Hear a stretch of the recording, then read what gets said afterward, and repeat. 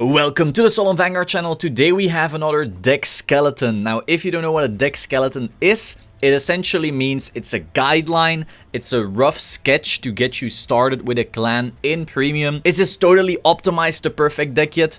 Probably not. You can still change this. This is just a great way to get started, learn and improve, learn something about the clan and see where that takes you. Now, this particular deck is seriously due to popular demand. Normally in my schedule, this was gonna be like deck number 14. Yeah, we're doing this for every single clan. Every single deck in premium is getting a deck skeleton on this channel every day, so stay tuned. But this one was supposed to be number 14 or something. But then the comments on my tier list going, "Show me Cyrile's list, you keep hyping Cyrile's list, where is this list?" I'm getting tweeted, I'm getting messaged, people want this list. And so, okay, I'm giving it to you. So this is Angel Feather list of my friend Cyrille. He's a world-class player. He's amazing. When the entire world is on fire and thinks, "This is broken, everything's broken, blah, blah, blah," he's always like, chill. I'm gonna try something on my own. I'm gonna make some new spice. And this is his angel spice. And seriously, like, I didn't really respect angels in premium that much. Okay, you had like Antonio's no-CL list. We saw in the UK someone coming up with a similar no-CL list. That was like pretty good. And then I played against Cyrille, even in the Zazan meta against his angels, and like it held its ground. It was not a broken Zazan deck or anything, but it was solid. And so I gotta give props, and this is that list. I do notice he made a few changes to improve it, but overall, yeah, this is that Angels list, so let's go over that. He also gave some explanations, so I'll be reading some of that for you as well, so you get the insights from the source. So first of all, we have the Raphael. Raphael just heals. This has been a staple for Angel Feather since forever. It's just the most typical Angel skill. Flip, heal, okay. Then we have 3 Cyrille. This is the best G-Guard Angel Feathers have. It's so good. This was abused so hard as well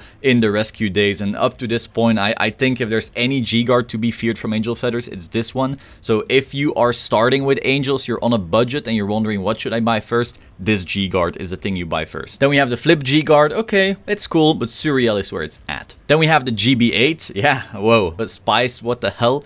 We have our other G-Guard, and then we have the Gavrail Stride. This has been the offensive stride Angels have had access to. It also rescue checks. If you don't know what a rescue check is, you have some reading to do, but basically that's the mechanic that Angel Feather was known for. That was, in my opinion, peak Angel Feather when it was most fun to play. Then we have Ultima. Ultima is just your Zerov Dragon. It will very often finish for you. We also have Stance in this deck, so yes, we are able to do some full-ass Ultima plays. Then we have Mitra. Mitra is a fun one. When this was first shown, Premium Collection 2019, this thing was laughed at. People said like, "Oh, this is so bad. This is just Geese support, and Geese isn't even that good anymore," and blah blah blah. Okay, I get it, but healing so much is insane. So for Cyrille's words specifically right here, Raphael Mitra is for the tempo, because Mitra and a quick shield to damage zone is 3 heals on first stride. That's pretty major. He once healed 4 on that stride thanks to a heal on the drive check as well. So that's pretty major. Can you imagine healing 4? And if you're wondering how are we getting that quick shield into damage, you can do that with Prim, we'll get to that. But so yeah, healing a lot and quick shields also made this deck better. Now we have Cycloned, because this deck does run some vanillas. It also runs Tempest Sphere, as you will see. And so making those bigger is pretty solid. Then we have Bastasael, and this is actually the card that made me reconsider, whoa, Angels might be a thing. Because when I saw this, people said, "Oh, it's too slow," or "Oh, it's a finisher, but it doesn't finish well enough," or various shit, because people just weren't respecting Angels. But when I saw this, I was like, wait, what? So you extend how much damage you can take. That is something we've never seen before. But then it also has the most crazy Battle Door skill. So once you have like that full Battle Door live, this thing is just gonna win. His words on Basael is, because the on-stride is basically a free heal too, and the CB4 1-on-7 damage closes games easily, and thanks to Gavrail, it's easy to reuse. So yeah, this stride is crazy. I always thought when Angel Feather gets better V support, this stride is gonna shine. Clearly it shines already, but imagine with V support. I'm really looking forward to that set. So now we're heading into the grade 3s. First of all, we have Sraosha. She combos great with Ultima. And then as the main ride, we have Gavrail Prim. So if you were an avid Angel Feather player in G, you will be happy to see this card. First, he also ran this other grade 3, which made you rescue check, and that actually gave his numbers insane amounts of power. Like, I remember swinging into him with some loop deck. I think it was Pale Moon Loop or Murakumo, something like that. And he bumped himself up to 43,000 on my turn. I was like, okay, guess I lose.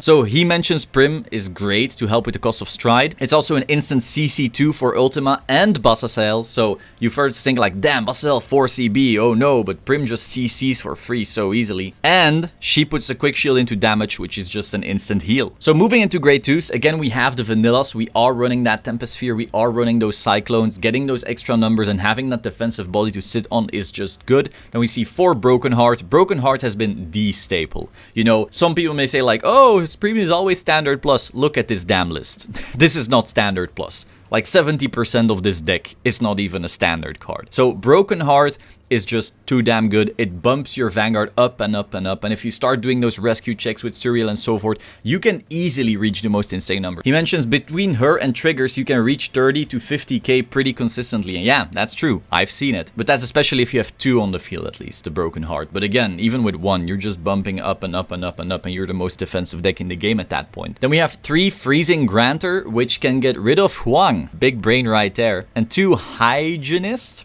It's a huge beat stick and also can swing under because it's a 7k. And don't forget, in this deck you have Bassasail, so you can have more damage, which makes your Hygienist even bigger than possible in standard. So then we have No Seal grade 1. I hope we don't have to explain that. This card has been key in Angel Feather ever since it came out. It is such a good toolbox. It triggers your Broken Heart, which is major, gets you everything you need, sets up your damage zone. Like, this card is just way too good. If you're playing Angel Feather, you need 4 of this. Some decks didn't run 4 because they wanted to run the draw PG. That's the big issue with Angels, is that their draw PG has the same name as this grade 1, and this grade 1 is so good that you have to make the choice. However, as you notice, this deck runs the grade 1 PG because it has the rescue skill and does some insane stuff. It's 2 procs for Broken Heart. It's just the rescue PG. Like, go check it out. It's a really good skill if you are running the rest of the engine. If you just slap this into your standard Angel Feather, you're not gonna have quite the same results as in this deck, which is built to abuse it. Finally, we have 3 of just a vanilla. Again, this is some more shield. This is also kind of making up for the fact that you have that 5k grade 1 in No Seal. You want a bit more shield, and so you have it there. Then we have Tempest Sphere. Once again, that increases the speed at which we get our GB counts, which is important for the GB8, which is important for Bassasail. Also gives us access to more shield, which is major. Again, this is a very defensive deck. You're trying to defend, defend, defend, and then you just go ham with Bassasail, Ultima, GB8, and so forth. It also lets you Raphael first stride, which is very major. Then for the trigger lineup, 2 stands, so you can do Ultima plays. Ultima is a very strong card. Again, Angels have always lacked a finisher, but the one finisher they could access was Ultima, so we have 2 of that. Again, Refros is also insane. It's still limited right now because of how good it was back in the day. The rest of the trigger lineup is pretty self-explanatory. We have our heals, we have vanilla crits to find off Tempest Sphere, and then the stride crits, because as you notice, we have only 6 grade 3s, and yeah, Prim helps with striding, but that's only after a while. So that was Cyrille's Gavrail deck. I, for one, love this deck. I've loved Angel Feather for so long. They just haven't been all that great, sadly. I've played No CL in the past. I've played Gavrail in the past. I still have my Angel stuff because I really want to build with it once we get some more support, but this should keep you warm and fuzzy until that support arrives. Like this video, subscribe to this channel, and I will see you soon. Ciao.